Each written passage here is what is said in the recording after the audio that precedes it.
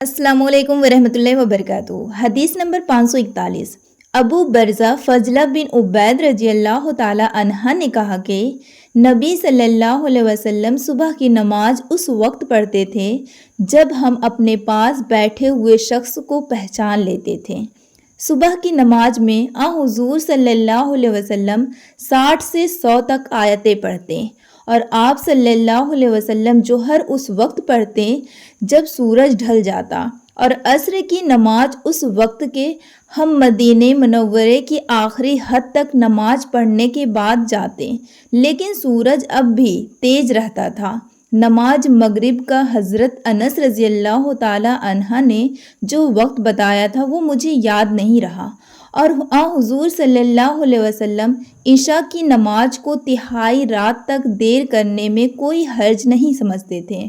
پھر ابو المنہال نے کہا کہ آدھی رات تک مؤخر کرنے میں کوئی حرج نہیں سمجھتے تھے، اور معاذ نے کہا کہ شعبہ نے فرمایا کہ پھر میں دوبارہ ابو المنہال سے ملا تو انہوں نے فرمایا یا تہائی رات تک۔ حدیث نمبر 542۔ انس بن مالک رضی اللہ تعالی عنہ نے فرمایا کہ جب ہم گرمیوں میں نبی کریم صلی اللہ علیہ وسلم کے پیچھے جوہر کی نماز دوپہر دن میں پڑھتے تو گرمی سے بچنے کے لیے کپڑوں پر سجدہ کیا کرتے تھے۔ حدیث نمبر 543۔ جابر بن زید نے ابن عباس رضی اللہ تعالی عنہ سے روایت کیا کہ نبی صلی اللہ علیہ وسلم نے مدینے میں رہ کر 7 رکعت ایک ساتھ اور 8 رکعت ایک ساتھ پڑھی، جوہر اور عصر کی 8 رکعت اور مغرب اور عشاء کی 7 رکعت۔ ایوب سختیانی نے جابر بن زید سے پوچھا شاید برسات کا موسم رہا ہو۔ جابر بن زید نے جواب دیا کہ غالباً ایسا ہی ہوگا۔ حدیث نمبر 544۔ ہشام بن عروہ نے اپنے والد سے روایت کیا کہ حضرت مائی عائشہ صدیقہ رضی اللہ تعالی عنہا نے فرمایا کہ نبی صلی اللہ علیہ وسلم عصر کی نماز ایسے وقت پڑھتے تھے کہ ان کے حجرے میں سے ابھی دھوپ باہر نہیں نکلتی تھی۔ حدیث نمبر 545۔ عروہ بن زبیر رضی اللہ تعالی عنہ نے حضرت عائشہ صدیقہ رضی اللہ تعالی عنہ سے روایت کیا ہے کہ رسول اللہ صلی اللہ علیہ وسلم نے عصر کی نماز پڑھی تو دھوپ ان کے حجرے ہی میں تھی، سایہ وہاں نہیں پھیلا تھا۔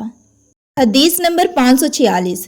حضرت عائشہ صدیقہ رضی اللہ تعالی عنہ فرماتی ہیں کہ نبی کریم صلی اللہ علیہ وسلم جب عصر کی نماز پڑھتے تو سورج ابھی میرے حجرے میں جھانکتا رہتا تھا، ابھی سایہ نہ پھیلا ہوتا تھا۔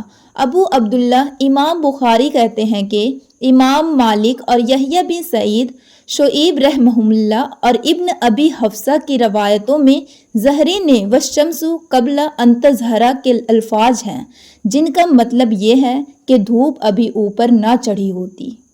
حدیث نمبر 547۔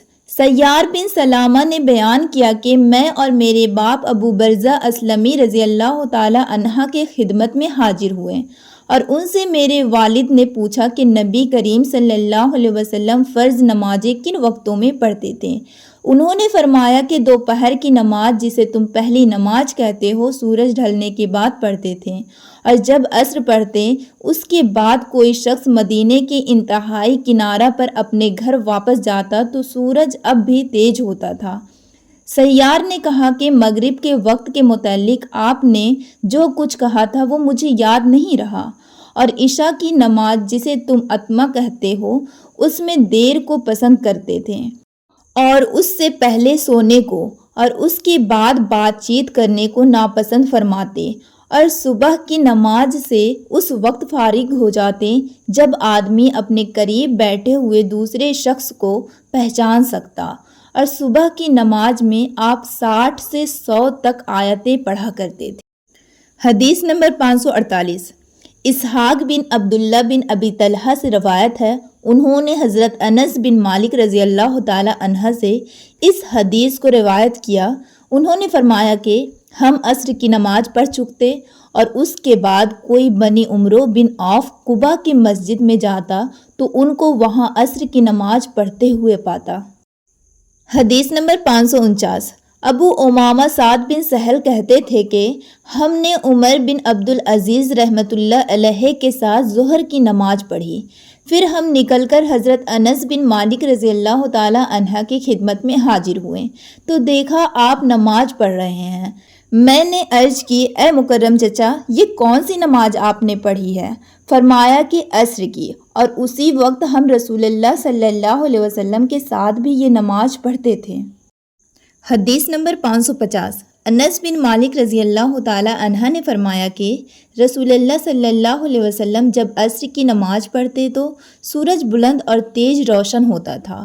پھر ایک شخص مدینے کے بالائی علاقے کی طرف جاتا، وہاں پہنچنے کے بعد سورج بلند رہتا تھا۔ زہری نے کہا کہ مدینے کے بالائی علاقے کے بعض مقامات تقریباً 4 میل پر یا کچھ ایسے ہی واقع ہے۔